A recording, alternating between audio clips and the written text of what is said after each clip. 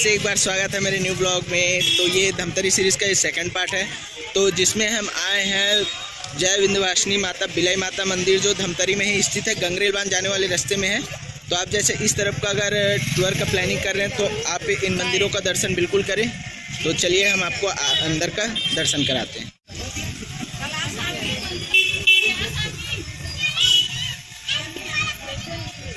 तो ये मंदिर के बाहर ही आपको नारियल मिल जाएगा। तो चलिए चलते हैं बिलाई माता के दरबार में।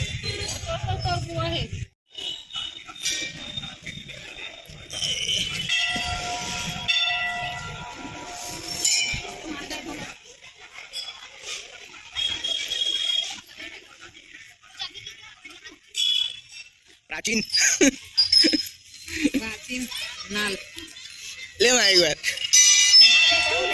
टोकरी टोकरा खुद देखो। ए मार खावे ये तो आन का टोकरा कहां थे दम आन का टोकरा नहीं कहां दई। तो आपको बता दें कि बिलाई माता मंदिर की यह मान्यता है कि माता रानी धरती फोड़ के बाहर निकली है और इनका मुख हमेशा सीधे ना होकर तिरछा रहता है।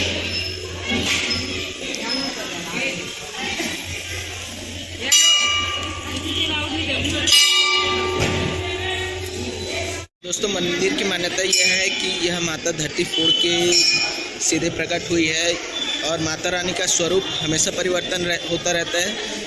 महाराज जी के द्वारा कहा जा रहा है कि जो मंदिर है वो सुबह बाल अवस्था में रहता है, मतलब माता रानी की जो उम्र रहती है बाल अवस्था में रहती है, दोपहर में युवा अवस्था में और रात्रिकालीन 9 बजे के बाद वृद्ध अवस्था में।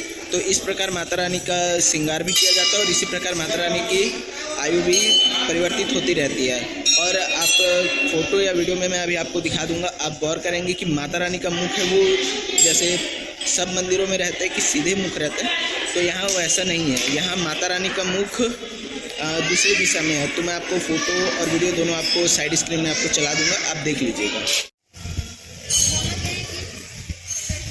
क्या करें?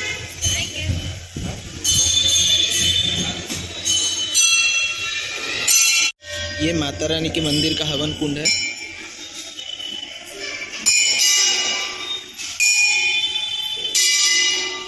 माता विंध्यवासिनी बिलाई माता के दर्शन के बाद अब हम चलते हैं घर की तरफ। तो वीडियो अच्छा लगा होगा तो वीडियो को लाइक शेयर सब्सक्राइब करें। तो मिलते हैं नेक्स्ट वीडियो में।